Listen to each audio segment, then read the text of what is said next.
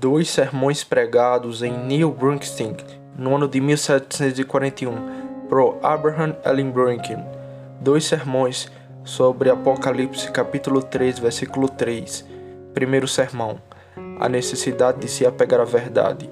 Lembre-se, portanto, como você ouviu e recebeu, e mantenha-se firme. Apocalipse capítulo 3, versículo 3.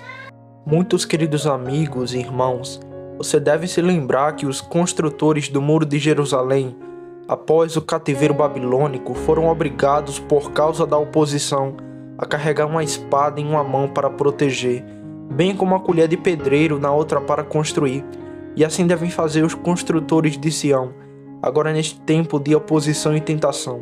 Somos informados na profecia de Ezequiel, no capítulo 33, que se o vigia vê a espada vindo sobre uma terra, toca a trombeta e adverte o povo, por mais mal-sucedido que seus trabalhos possam ser para alguns, ele no entanto livrará sua própria alma, mas se ele não der o aviso oportuno, o sangue daqueles que perecem será requerido das mãos do vigia.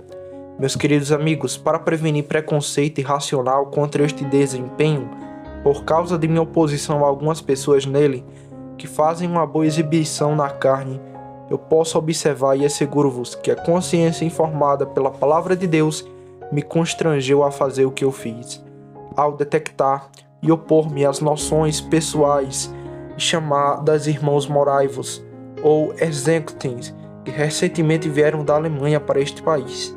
O amor a Deus e as suas queridas e preciosas verdades, que são secretamente encobertas pela extraordinária e astuta arte dos moraivos, obrigo-me a falar expressamente, a fim de que, quanto agradar a Deus da verdade, para abençoar o mesmo, para dar um cheque na propagação desta praga de lepra, eu estou aqui nesta escrivaninha em nome do grande e terrível Deus, e na sala de nosso Senhor Jesus Cristo, para soar a trombeta de alarme e dar um aviso justo a este querido rebanho em particular, e os habitantes do terreno em geral, informando-os e assegurando que um espírito de erro e ilusão saiu para enganar o mundo.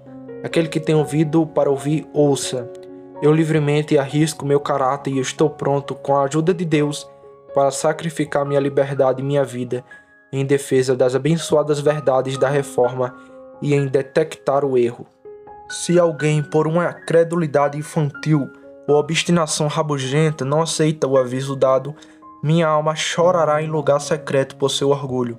Não posso permanecer como espectador despreocupado para contemplar a tragédia da Morávia.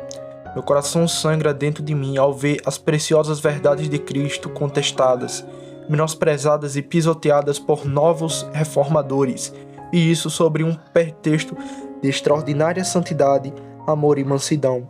Minha alma não entre em seu segredo para a assembleia deles, minha excelência não se una. É o suficiente para fazer sangrar um coração de ferro, ver raposas, pequenas raposas, rastejando sorrateiramente na vinha de Deus e estragando as vinhas e as uvas ternas, isto é, jovens cristãos, com entusiasmo, orgulho, erro e tolice.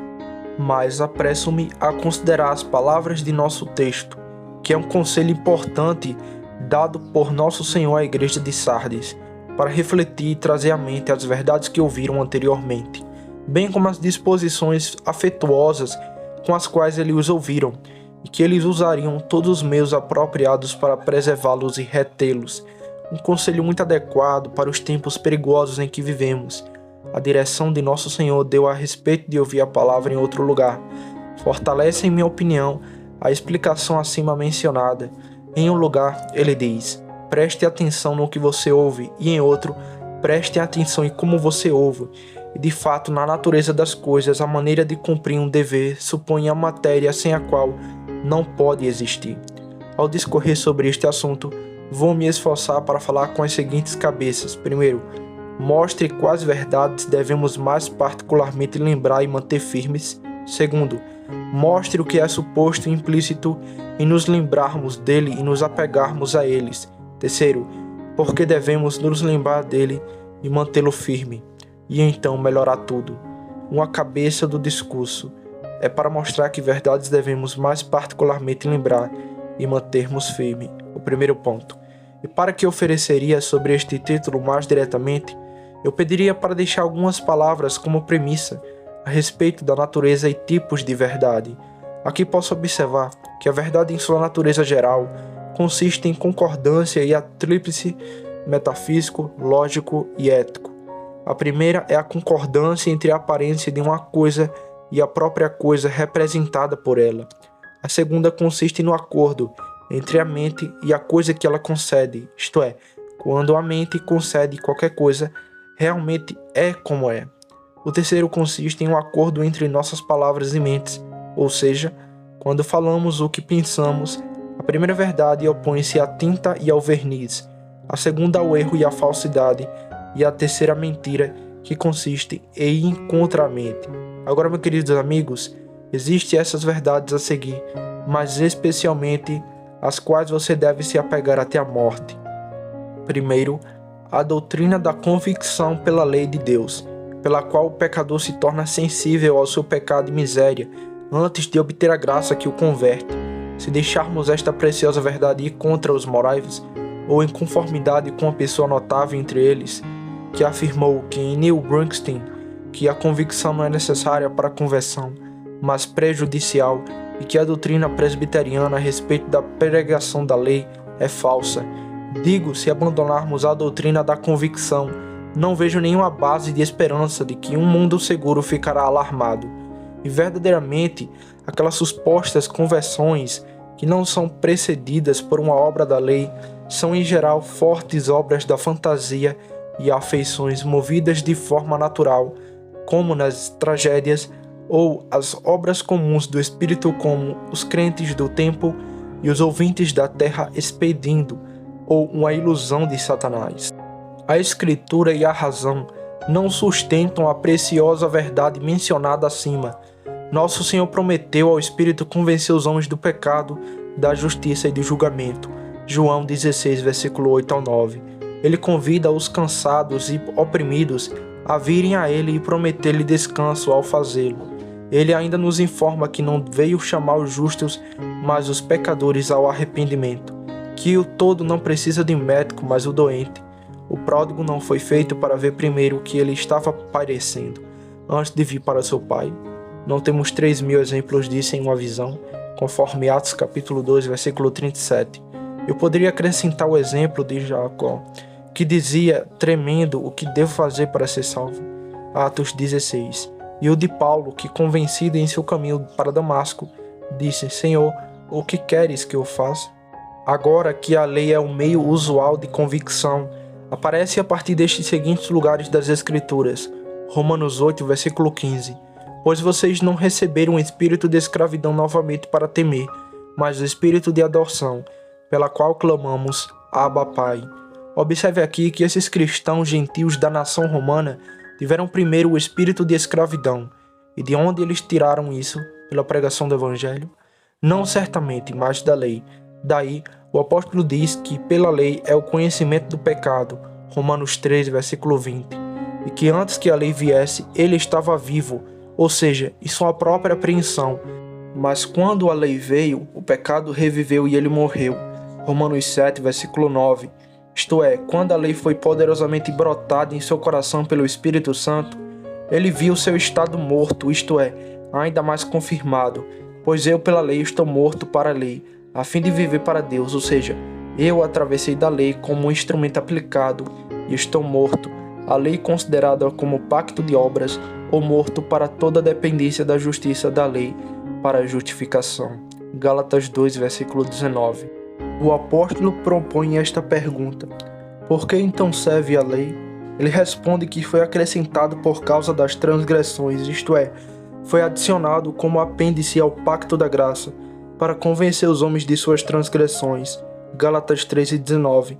Portanto, o mesmo apóstolo diz em Romanos 5, versículo 20, além disso, a lei entrou para que a ofensa pudesse abundar, e de fato o caso é realmente assim. A lei, como a espada, deve entrar em nossas consciências, antes que o pecado abunde em nossa apreensão sensata. A lei é então contra a promessa. Deus me livre. Não, a lei é boa se for usada legalmente. Se não for pregada como pacto de obras para justificação, mas como meio de convencer os pecadores de sua culpa e miséria, sua incapacidade de cumprir e, portanto, de sua necessidade absoluta de Cristo e das misericórdias da nova aliança através dele. E assim, em vez de se opor a Cristo e do pacto da graça, é o meio mais eficaz de promover nossa estima e obediência a ambos. A lei foi nosso mestre e escola para nos levar a Cristo, para que fôssemos justificados pela fé. E que, embora os crentes estejam agora sobre uma dispensação mais branda do Evangelho do que a igreja judaica, sendo totalmente libertado do jugo da lei cerimonial e das frequentes e terríveis inculcações da moral. Daí, a do apóstolo em Hebreus 12:18. Não chegamos ao monte que pode ser tocado, que arde com fogo, mas para o Monte Sião, a cidade do Deus vivo. A igreja evangélica, chegando à idade adulta, é tratada como tal e tem mais conhecimento de seus privilégios do que a do judeu, que estava apenas em um estado infantil, e ainda assim os incrédulos estão na mesma condição agora. Marcos 16:16, João 3:36. Não seria nenhum privilégio, mas uma grande perda para a igreja do Evangelho ser privado deste duplo uso da lei, ou seja, convencer os pecadores e orientar os santos. Anulamos a lei pela fé, diz o apóstolo, não nos estabelecemos a lei. A própria razão nos instruirá que, até que as próprias pobres almas sejam despertadas do sono profundo do pecado, elas não estão dispostas a valorizar muita misericórdia por meio de Cristo, nem desejá-la e trabalhar por ela com o devido zelo e importunação. E até que sintam a obra da lei, descobrindo e humilhando, eles não estão dispostos a se curvar diante de um soberano Deus, nem para dar-lhe a glória de sua graça, ambas as quais são deveres necessários. Falar de usar o Evangelho como único ou principal meio de convicção dos pecadores é muito ignorante e tolo, e mostra pouco conhecimento das coisas divinas. É como colocar o arado antes do boi, oferecer um remédio antes que a doença e o perigo seja aberto. É apenas para agradar e enganar o mundo perverso e fazê-lo dormir mais rápido em sua perigosa segurança. A experiência de homens bons não confirma esta verdade de convicção. Acho que, queridos irmãos, devemos estar dispostos a nos separar da última gota de sangue de nossas veias, antes de nos separarmos dela. Lembre-se, portanto, de como você ouviu e mantenha-se firme. Segundo, você ouviram a fé explicada, como consistindo principalmente em recebermos a Cristo Jesus, em todos seus ofícios e em seus próprios termos, a saber, aqueles de tomar a cruz, abnegação e segui-lo, e isso com humildade, deliberação, prontidão e resolução. Isso as Sagradas Escrituras expressadamente afirmam, conforme João 1:12, Colossenses 2, versículo 6, Lucas 14:28, Lucas 19:5, 2 Timóteo 3:12. Agarrem-se a esta preciosa verdade, meus queridos irmãos, contra a perniciosa doutrina dos moraivos, que sustentam que a fé consiste em uma persuasão de que nossos pecados são perdoados e que Cristo morreu por nós. Esta noção carece de um fundamento bíblico e é contrária à razão. A certeza é que um fruto de fé e, portanto, é distinta de sua natureza e, portanto, separável. Observa o apóstolo Paulo que os cristãos de Éfeso foram selados com o Espírito Santo da promessa depois que creram. Aqui você pode ver que eles tinham fé antes de atingirem um confortável conhecimento dela. O apóstolo João também fala com o mesmo propósito, em 1 João capítulo 5, versículo 13. Estas coisas vos escrevi, os que credes no nome do Filho de Deus, para que saibais que tenhas a vida eterna. Também é evidente pela natureza das coisas, que uma coisa deve existir antes que eu saiba que existe. Se a essência da fé consistisse na pregação acima mencionada, então a perda dela destruiria o próprio ser da fé, e assim provaria de uma doutrina falsa e perversa é verdadeira, ou seja, a apostasia dos santos, pois descobrimos, de acordo com as Sagradas Escrituras, que os santos de Deus estão expostos à longa decepção. Duvidam e dúvidas angustiantes e medo, sim, ao próprio desespero. Quem dentre vós teme ao Senhor e obedece à voz do seu servo, e anda nas trevas e não vê a luz, que ele confie no Senhor Jesus e se apegue ao seu Deus. Veja também o angustiante caso do salmista no Salmo 77. Ele se recusou a ser consolado, lembrou-se de Deus e ficou perturbado. Seu espírito foi dominado. Eu sou como um homem que não tem força, como os mortos que jazem na sepultura, das quais você não se lembra mais. Tu me colocaste no mais baixo poço, na escuridão, nas profundezas, tua ira que pesa sobre mim, e tu me afligiste com todas as tuas ondas. Espero que você não rejeite essas provas, porque elas são produzidas a partir do Antigo Testamento, segundo o exemplo dos morai-vos. E verdadeiramente, se o Antigo Testamento for rejeitado, não vejo razão suficiente para receber o Novo, pois o último é apenas o cumprimento do primeiro, e uma superestrutura construída sobre aquela fundação. E se a fundação for superada, todo fabricante será arruinado. Se existe tal coisa como persuasão, ou seja, acreditar que nossos pecados são perdoados quando eles não são perdoados, e que essa persuasão é pecaminosa, então, de acordo com a noção moraiva de fé, o próprio Deus obrigou os homens naturais por seu próprio preceito a cometerem iniquidade, o que é uma blasfêmia monstruosa. Em suma, esta fé antinomiana e morávia parece mais uma forte persuasão do que a fé dos eleitos de Deus. Na parábola do semeador, nosso Senhor nos informa que algumas sementes caíram em lugares pedregosos e logo brotaram, porque não havia profundeza na terra, e em sua explicação disso ele diz: mas aquele que recebeu semente em lugar pedregoso, o mesmo é aquele que ouve a palavra e imediatamente a recebe com alegria, mas ele não tem raiz em si mesmo. Mas diz que a boa terra produz frutos com paciência. Lucas 8, versículo 15. O pobre homem que acreditou no Evangelho chorou com lágrimas: Senhor, eu creio, ajude minha incredulidade. Nosso Salvador reprovou severamente seus discípulos pela fraqueza de sua fé, por sua lentidão em acreditar. Então ele disse a eles: ó tolos e lentos de coração para acreditar. A verdadeira fé é certamente combatida por nossa natureza corrupta e por Satanás. Portanto, somos convidados a lutar pela fé.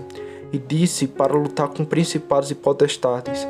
A verdadeira fé cresce de pequenos começos para maior força. Portanto, diz que a fé dos Tessalonicenses cresce excessivamente. O que então podemos razoavelmente supor que seja a fé, que não tem preparativos humilhantes, nem conflitos e problemas posteriores, e não consiste em receber a Cristo, descansar inteiramente nele para a salvação? O que é isso senão um lamentável cogumelo de crescimento noturno, indigno do nome da fé? Enquanto isso, não pretendo limitar a onipotência. O grande Senhor do universo pode, em sua soberania absoluta, possivelmente em algumas poucas instâncias, conceder sua graça de uma maneira extraordinária, mas o curso geral de seus procedimentos, se acreditamos que as Escrituras estão de acordo com a representação acima mencionada, possivelmente algumas poucas pessoas têm plena segurança em seu primeiro fechamento com Cristo, mas que isso não é geral, é evidente pelo qual que você já foi oferecido.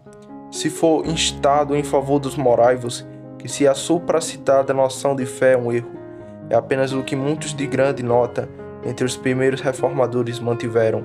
Suponho que assim fosse, não alteraria a natureza do erro, porque alguns bons homens foram culpados disso.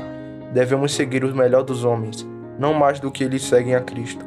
Desculpará os horríveis crimes de assassinato e adultério, e porque Davi era culpado deles. Mas a verdade é que não conheço nenhum dos divinos devidamente chamado de reformados que tenham mantido o plano moraivo, que a fé consiste na persuasão de que Cristo morreu por nós.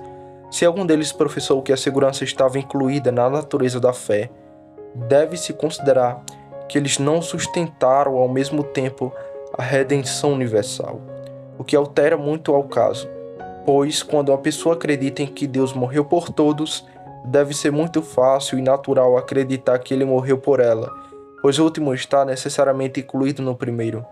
Mas não é tão fácil acreditar que Cristo morreu por nós no esquema de redenção particular. E além disso, alguns dos teólogos reformados que cederam à supracitada noção de segurança a distinguiram em diferentes graus e assim significaram que não era sua opinião que todos os que acreditavam tinham mais alto grau de segurança, o que parece ser a noção moraiva. Não quer dizer que seja mais desculpável que alguns no alvorecer da reforma, através do calor do debate com os papistas, sejam levados a outros a enxertar, do que tanto depois da luz da reforma havia brilhado em sua glória meridiana. Uma nova seita que professa uma santidade singular deveria abraçar o erro pernicioso acima mencionado, que tanto tende a afligir muitos dos pobres santos de Deus, sem justa causa, que deveriam ser consolados e assim embaraçar seu caminho para o reino de seu Pai. Se for novamente objetado, dizer que a certeza não está incluída na natureza da fé, ou necessariamente anexada a ela, é encorajar presuntores, não de forma alguma, pois embora uma pessoa possa ter fé verdadeira e não saber que a possui, ela precisa conhecer as ações de sua própria alma. Normalmente, ele pode se lembrar de que foi sensibilizado por sua total falta de fé. João 16, versículo 8 ao 9. Sua incapacidade de acreditar, bem como a oposição feita contra a sua fé, sua comovente apreensão da tal suficiência e vontade de salvar Cristo, e sua dependência apenas da justiça de Cristo para aceitação, sobre um senso de sua própria insuficiência. Ele também deve ser sensível a alguma mudança operada em sua vontade, afeições e prática, embora ele possa questionar se eles são de um tipo salvador. Agora, se uma pessoa imagina que tem fé e não encontrou as experiências acima mencionadas, ela se engana. As pessoas que descansam com segurança neste solo, essas pessoas podem ter fé e não saber disso, e nem insistir em obter certeza, nem lamentar a falta dela, e são estranhos à experiência de uma obra da lei e do evangelho em seus corações. São hipócritas miseráveis.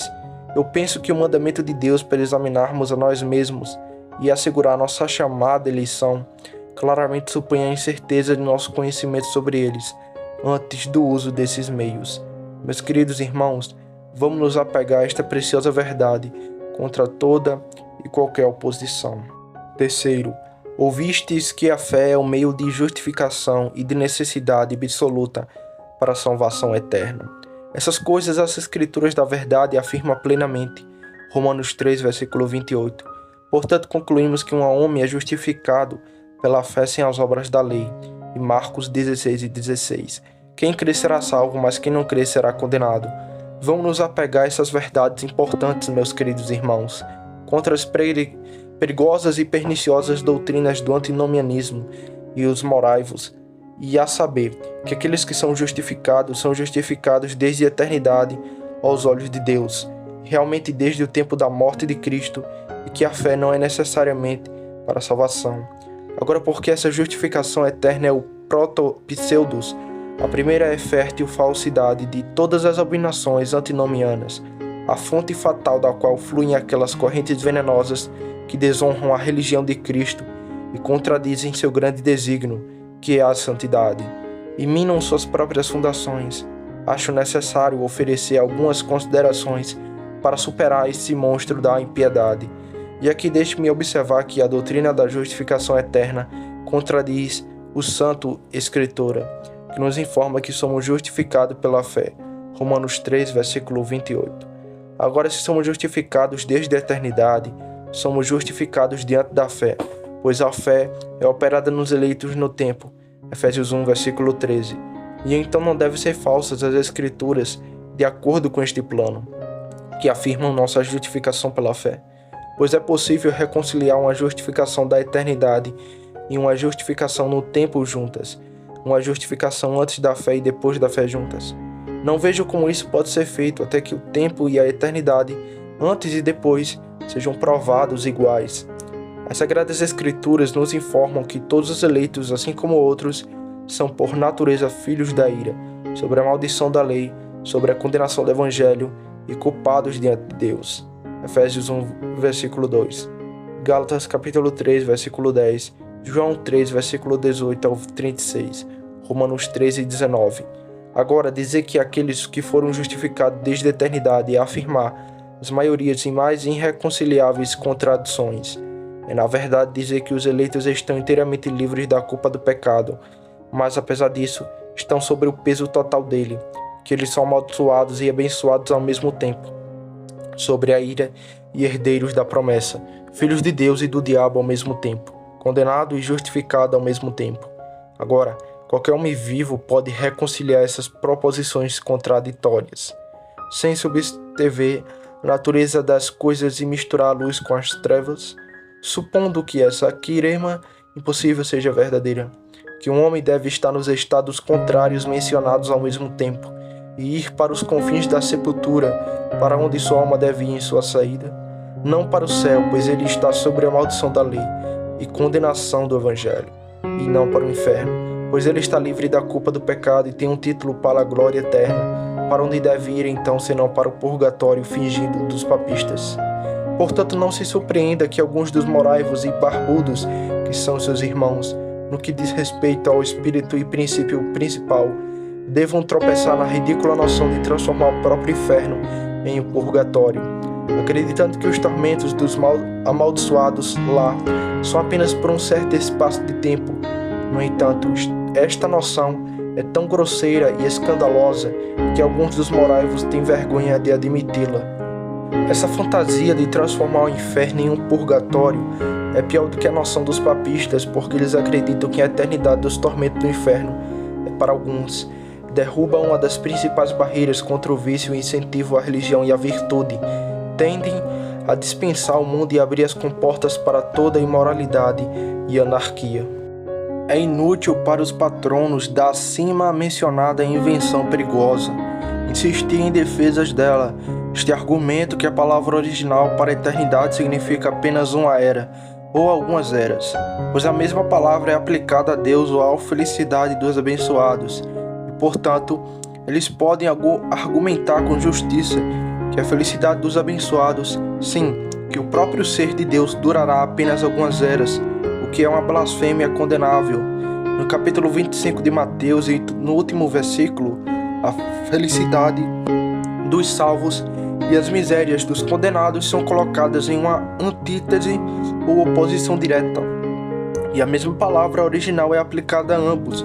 Portanto, eles também podem concluir que o primeiro será temporário como o segundo.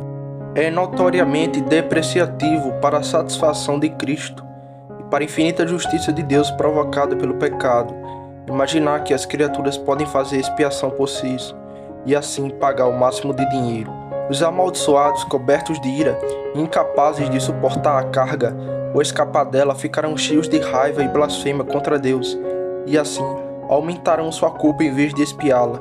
Mas voltando desta digressão, as Sagradas Escrituras representam a justificação como ato ou sentença proferida no tempo vindouro, portanto, não pode ser desde a eternidade. As Escrituras, prevendo que Deus justificaria os pagãos pela fé, pregaram antes o Evangelho de Abraão. Veja, a fé deve ser pregada antes da justificação dos pagãos. Como então eles poderiam ser justificados desde a eternidade? A fé foi pregada desde a eternidade.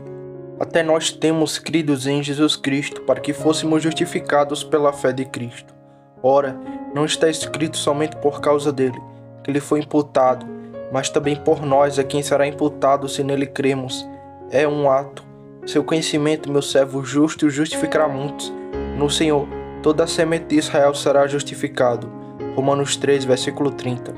Visto que é um Deus que justificará a circuncisão pela fé e a incircuncisão pela fé, a ordem na qual nossa justificação é colocada em uma luz forte.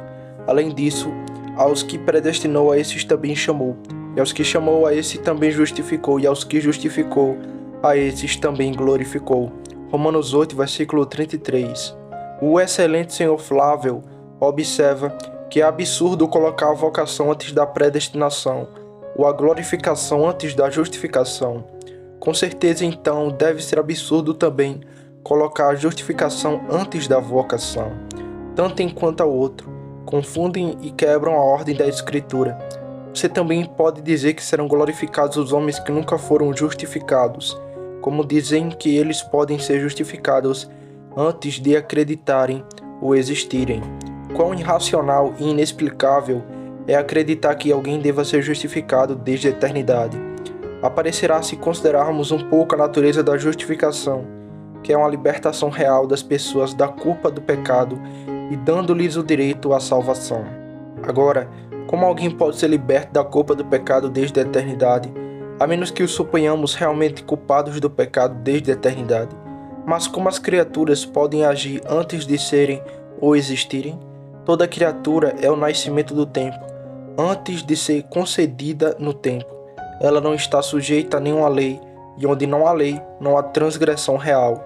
E onde não há transgressão real ou virtual, não pode haver culpa, por isso é uma obrigação de suportar a punição pelo pecado, através da força e virtude das ameaças anexadas à violação da lei.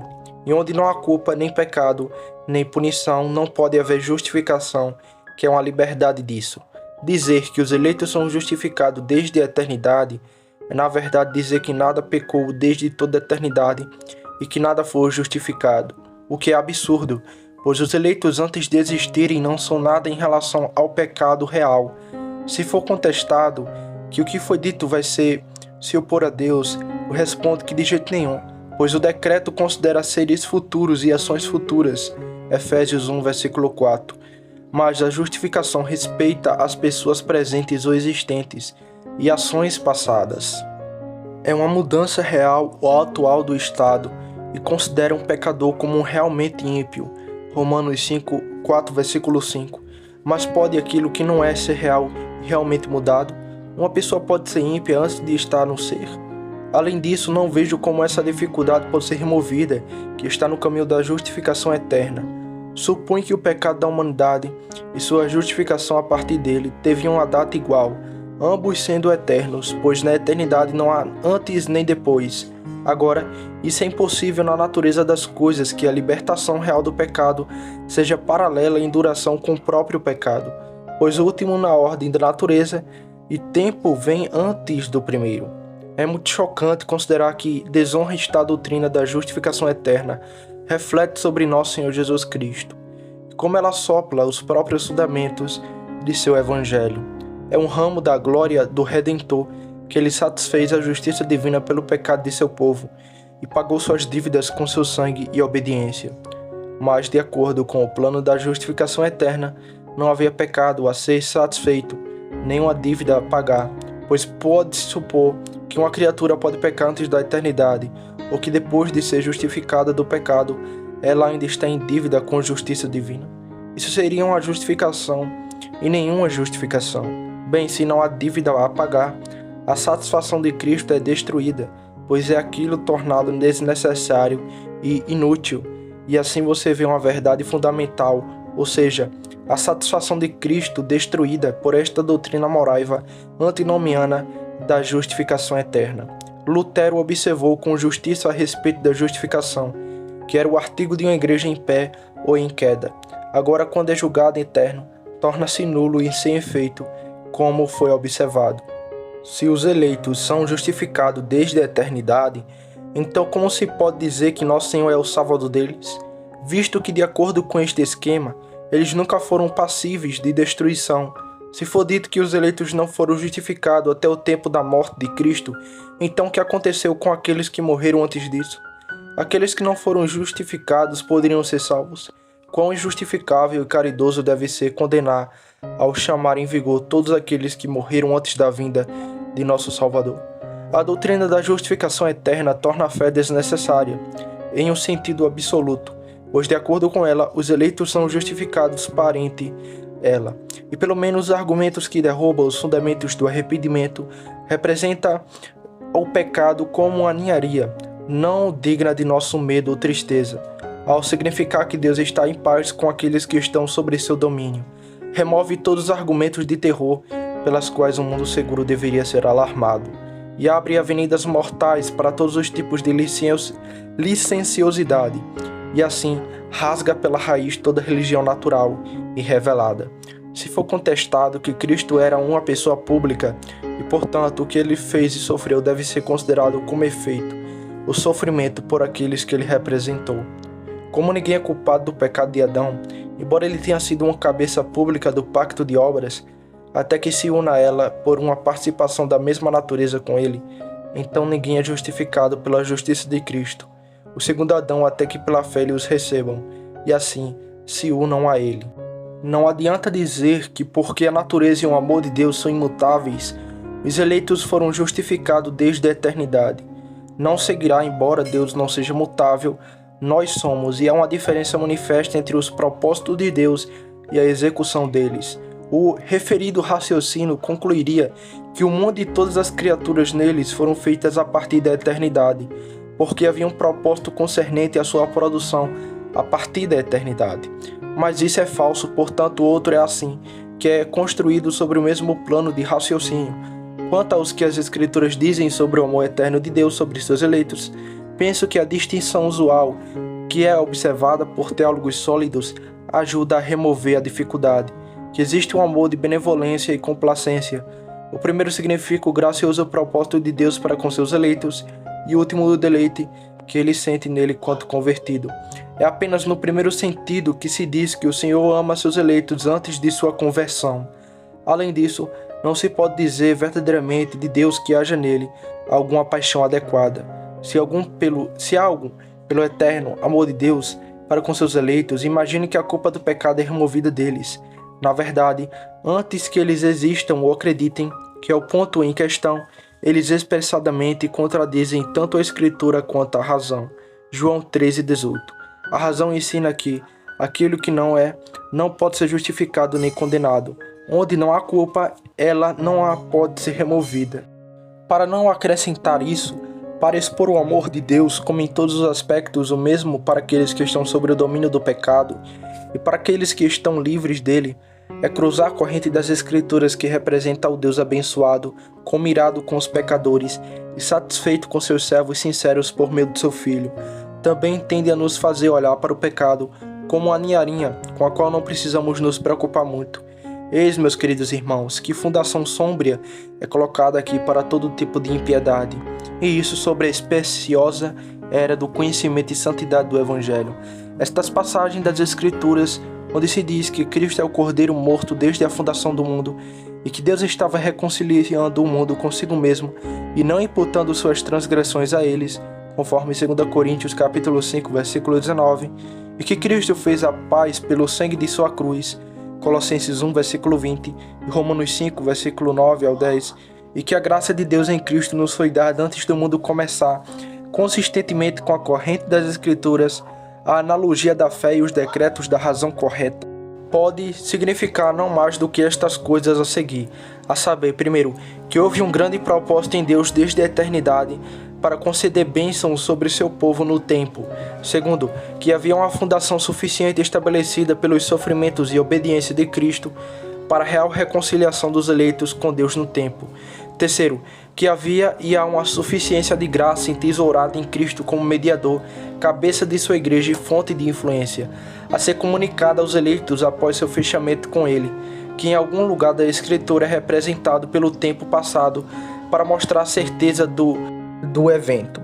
Se esta distinção for oferecida para paliar o antinomianismo e a doutrina, a qual me oponho, a saber que os eleitos são justificados desde a eternidade como considerados em Cristo, mas não como considerados em si mesmo, respondo que é impossível reconciliar duas proposições contraditórias, ou misturar luz e trevas. O inglês simples da distinção acima menciona é apenas isso, que os eleitos em diferentes aspectos estão em estados contrários ao mesmo tempo. Ao mesmo tempo, eles são ambos justificados e condenados. Isso está na natureza das coisas impossíveis, pois eles são justificados. Eles não podem ser condenados ao mesmo tempo, porque a justificação é a liberdade dela. Podemos dizer com a mesma grande razão que os eleitos, conforme considerados no decreto, foram efetivamente chamados, santificados e salvos da eternidade, na verdade, que é falsa e absurda, o que nós mesmos nos referindo a respeito. Se for novamente objetado que as coisas por vir estão presentes com Deus, que um dia está com o Senhor como 1000 anos, portanto os eleitos são justificados desde a eternidade, aos olhos de Deus eu nego a consequência, pois desta forma de raciocínio, o mundo teria sido realmente feito desde a eternidade, na visão de Deus, o que é falso. Jeová, que é todo olho, não olha para as coisas sobre uma luz falsa. Se for respondido que o eleito teve um representante desde toda a eternidade, mas o mundo não teve nenhum, e portanto que o caso é diferente, para responder a isso, ofereço essas duas coisas. Primeiro, de acordo com o esquema antinomiano moraivo de justificação eterna, não havia nenhuma necessidade de um representante, não havendo nada a pagar. Segundo, quanto ao mundo, ele tinha todo o representante de que era capaz de haver qualquer necessidade. E mais uma vez, não podemos dizer que as coisas passadas estão presentes com Deus, assim como as coisas por vir. Portanto, não podemos argumentar de maneira acima mencionada que o mundo ainda é uma criação aos olhos de Deus, que o dilúvio agora o cobre, que as cidades da planície, Sodoma e Gomorra, agora são o fogo, que Israel está passando pelo vermelho, e o rei Bassar, o rei de Hebron, que trabalho louco seria formar nossas orações de acordo com este esquema, ou seja, orar pela proteção de Adão no jardim, de Noé no dilúvio, de Ló em Sodoma e de Israel entre seus inimigos. Não podemos conceder uma dívida sendo totalmente paga por um fiador, e ainda tal plano estabelecido antes dela, que o devedor não tenha nenhum interesse real nela, ou benefício real, até que ele seja capaz de cumprir tais termos honrosos, como deve expressar seu sentido do benefício e gratidão ao seu benfeitor. Quarto, vocês ouviram que pessoas não convertidas estão sobre a lei, e que a lei é uma regra de vida para os crentes. E a Escritura não diz isso em Romanos 13:19? Tudo que a lei diz aos que estão sobre a lei, que toda boca seja calada e o mundo inteiro se torne culpado diante de Deus.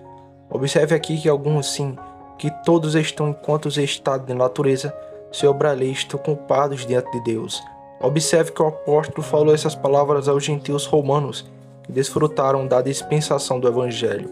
E o mesmo apóstolo não diz aos Gálatas, em Gálatas 13:10, que todo aquele que é maldito, que não permanece em todas as coisas que estão escritas no livro da lei para fazê-las. Mas porque o apóstolo falaria da lei aos gentios da Galácia, se elas não pertencessem a ninguém senão aos judeus, como sonham os moraivos? O apóstolo não pronuncia paz sobre aqueles que andam de acordo com esta regra. E nosso Salvador não nos assegurou que ele não veio para destruir a lei, mas para cumpri-la. Vamos nos apegar a esta preciosa verdade, meus queridos irmãos, contra as perigosas e detestáveis doutrinas do moraivo, um dos quais afirmou em New Brunswick que os gentios não convertidos não estavam sobre a lei e que a lei não era uma regra de vida para os crentes. Ó, meus queridos irmãos, essas noções não tendem a uma terrível segurança e licenciosidade, pois se não há lei, não há transgressão.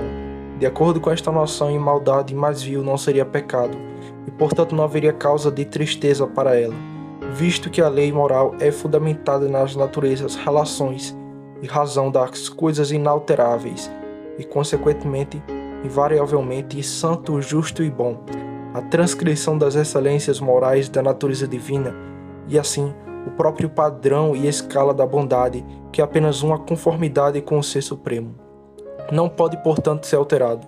Deve, então, ser extremamente desonroso para o Altíssimo Jeová e ferir os verdadeiros interesses de seu reino, falar de forma distinta de sua bendita lei, e isso transforma os próprios fundamentos da religião e rasga em pedaços todas as barreiras entre a virtude e o vício.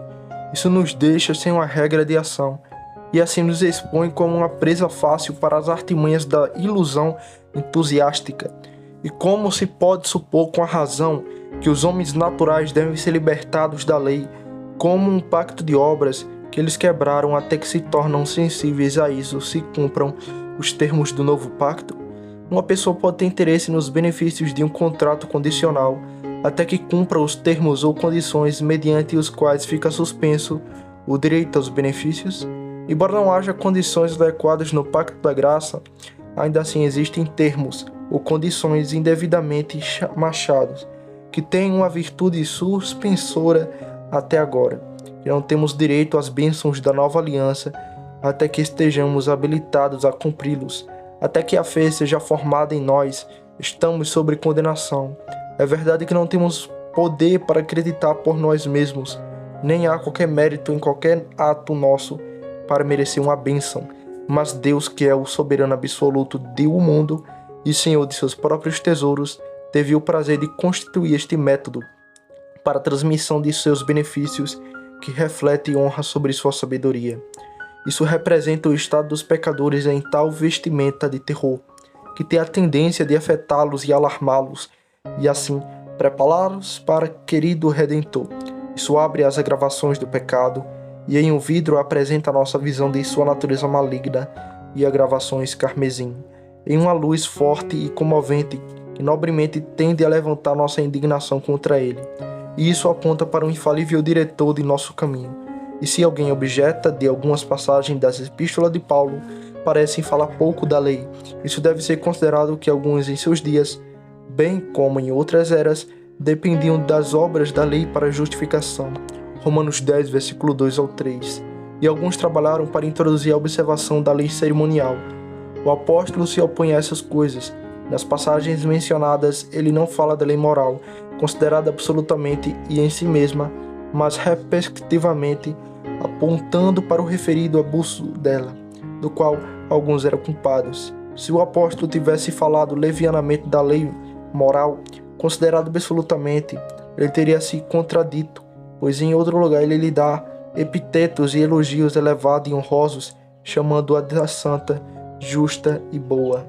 Nem ele fala levemente do cerimonial considerado em si mesmo, como introdutório a uma dispensação mais brilhante do Evangelho, pois nesse aspecto era digno de estima, mas comparativamente como sendo obscuro e inferior, quando comparado com a dispensação mais espiritual e mais clara do Evangelho desde a vinda de Nosso Senhor, e como desnecessário ser observado após o advento do antipipo.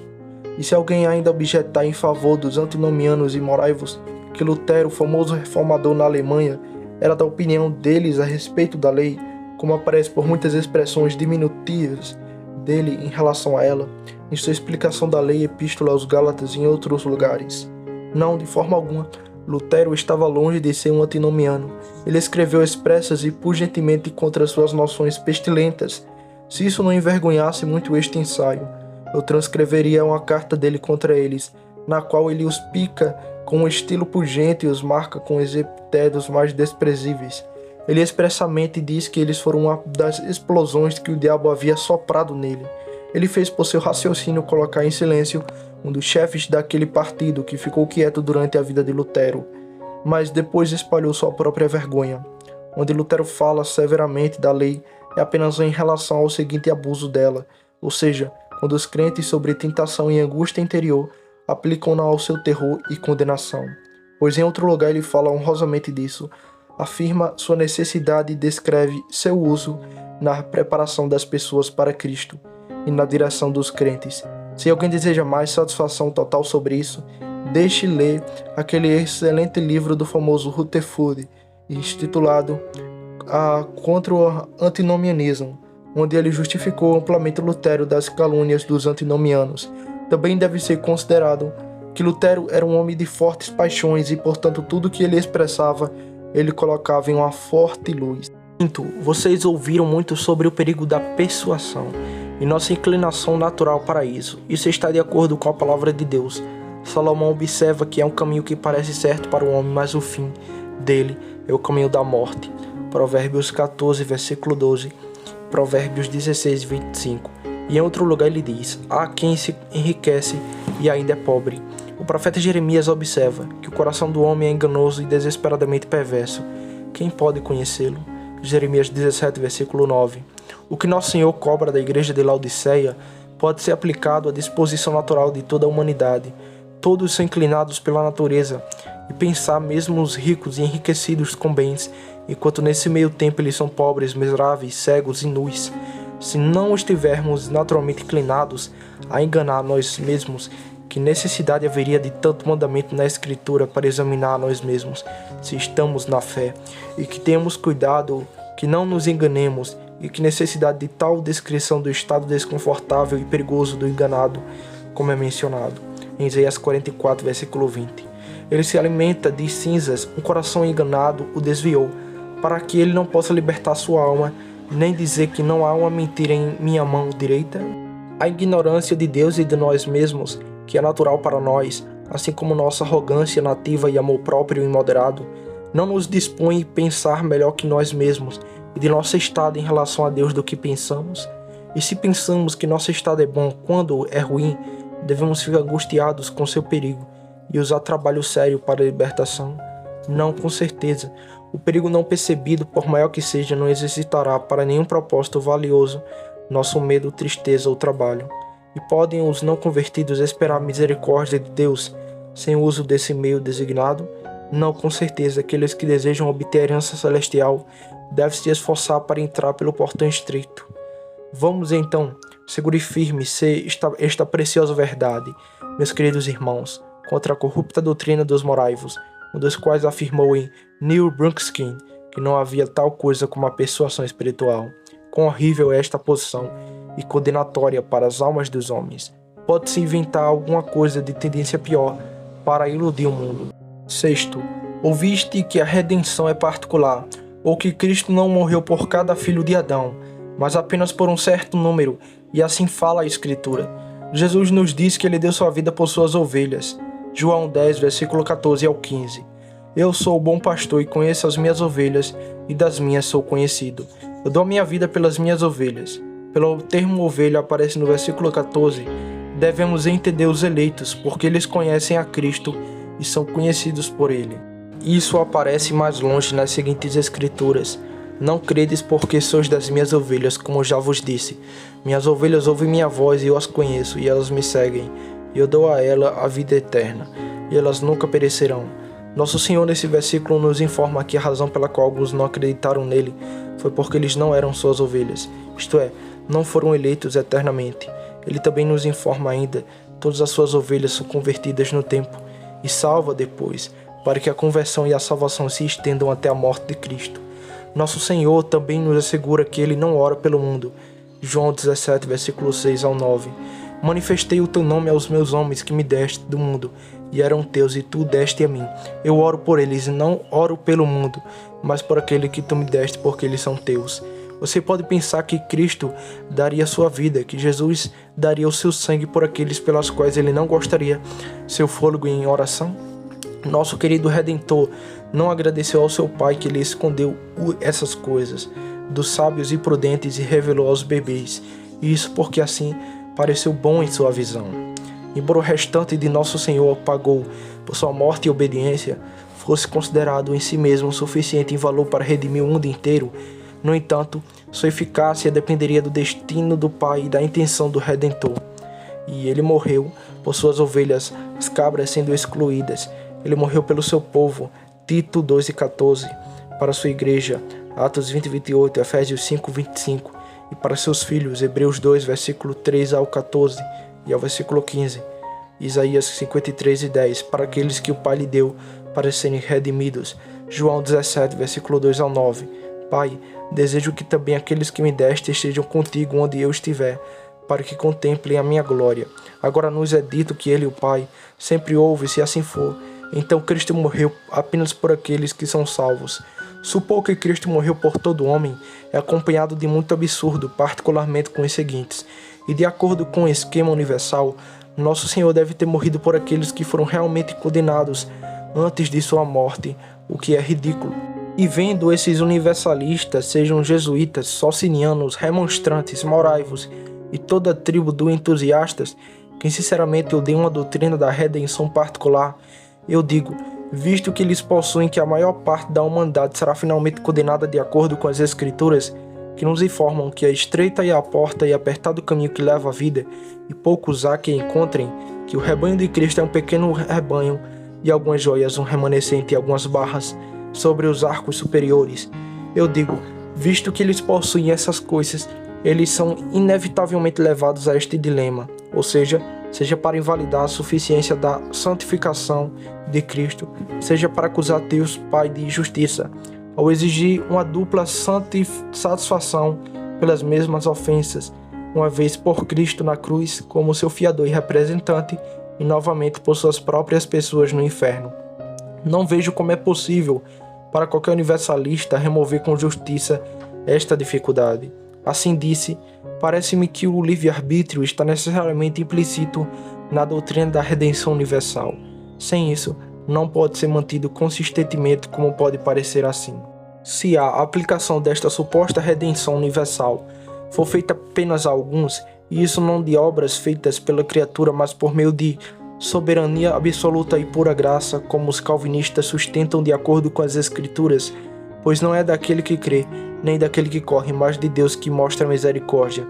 Então, para que finalidade a doutrina da redenção universal significa, senão para divertir, pois trata da mesma missão, com redenção particular sobre este plano, e não permite nenhum privilégio maior para a humanidade no menor grau. Apenas não é consistente consigo mesmo, pois é uma redenção e não redenção. Se supõe que a redenção se estenda além da eleição e seja de alguma utilidade para a humanidade, então o ponto de virada deve ser o livre-arbítrio da criatura, e não a vontade ou graça de Deus. Os jesuítas e arminianos são sensíveis a isso, e portanto mantêm a doutrina do livre-arbítrio, embora falsamente, mas consistentemente com seu esquema. No entanto, eles tentam encobrir sua opinião suja com linguagem justa. De minha parte, não posso deixar de suspeitar que os moraivos, ou pelo menos alguns deles, sejam culpados aqui, de sustentar a doutrina do livre-arbítrio, mas em que temos fortes a palavra de Deus, nega toda a pretensão de livre-arbítrio no homem, assegurando-nos que estamos enquanto estado de natureza mortos em ofensas e pecados. Efésios 2, versículo 1. Que não podemos fazer nem sequer nem pensar bem como de nós mesmos, que ninguém pode vir a Cristo ao menos que o Pai o atraia. Esse Deus tem misericórdia de quem Ele terá misericórdia. Portanto, não é de quem quer nem de quem corre, mas de Deus que se compadece. Romanos 9, versículo 15 ao 16. Se Cristo morreu por toda a raça humana, cabeça por cabeça, pode-se perguntar se Deus Pai, nosso Senhor e Redentor, pretendia que todos fossem salvos, sim ou não. Se ele não pretendia, então para que propósito é a morte de Cristo para todo aquele que não forem designado para a salvação? Isso não parece zombaria e ilusão? Mas se for suposto que Deus pretendia a salvação para toda a raça humana pela morte do Redentor, embora alguns deles alcançam o mesmo, então não se seguirá que algo como ignorância, fraqueza e imutabilidade deva ser cobrado do Todo-Poderoso. Se ele pretendesse a salvação de todos pela morte do Redentor, e não soubesse nesse meio tempo que a maioria não alcançaria, então o conhecimento de Todo-Poderoso não é finito e imperfeito. Agora, o conhecimento de Deus não é como o conhecimento das criaturas, a saber, algo distinto da faculdade que recebe, mas seu próprio ser, pois ele é, como dizem os escolácticos, com justiça simples, um ato simples. Então seu ser é finito e imperfeito, e assim por consequência ele não é Deus. Mas se Deus soubesse quando deveria ter planejado a salvação de todos, que a maioria nunca o alcançaria, não seria uma grande fraqueza e vaidade pretender algo que ele sabia que nunca aconteceria? Se o Senhor pretendia a salvação de todos, não deveria demonstrar grande impotência e dependência das criaturas, falhar em realizar seus desígnios? Não deve Jeová neste plano ser quase tão infeliz quanto qualquer uma das suas criaturas por causa de uma contínua sucessão de decepção? Isso não supõe uma mudança em seu ser, quando ele deve desejar a salvação de uma criatura em um momento e a danação de outro, pois não é sua própria vontade ou seu ser. Se o Todo-Poderoso fosse composto das coisas diferentes como são as criaturas, alguns deveriam existir antes dele para fazer a composição, e poderia haver uma dissolução dela em suas partes constituintes. Agora ambos estão aplicados à deidade e são blasfemos. Mas a Escritura não representa para que esta longa da sombra de mudança, e a razão não nos ensina que se ele mudar, deve mudar para melhor ou para pior, ou para um estado igual ao que era antes, mas de qualquer maneira ele deve ser considerado imperfeito, antes ou depois de mudança, e assim não há Deus, pois a ideia de um Deus inclui essencialmente nele a mais alta perfeição. Como pode ser que Cristo morra por todos, visto que as inseparáveis consequências e benefícios de sua morte não pertencem a todos? Nosso próprio adversário sendo justo, e os benefícios a que me refiro são tais como a liberdade da condenação, chamada eficaz em Efésios 1, versículo 13, remissão dos pecados, Mateus 26, versículo 28, santificação, João 17 e 19, o amor de Deus, João 15, versículo 13. Se for contestado que em muitos lugares das Escrituras é dito que nosso Senhor morreu por todos, pode-se responder primeiro que nosso Senhor é dito em nenhum lugar para morrer por todos, e singular que é a única coisa em questão. Segundo, esta nota da universalidade, todas frequentemente nas Escrituras, exclui a distinção, mas não a exceção.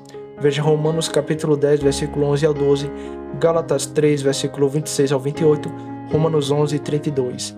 Ele conclui tudo sobre a incredulidade, para que pudesse ter misericórdia de todos. Aqui, a palavra tudo parece apenas remover a diferença entre os judeus e gentios, e alude à promessa feita antigamente a Abraão, que nele todas as famílias da terra sejam abençoadas. Gênesis 22 e 18. De onde ele é chamado o herdeiro do mundo, o que não obstante expressamente restringido. Que o Deus da verdade tenha sucesso com sua bênção, o que foi oferecido.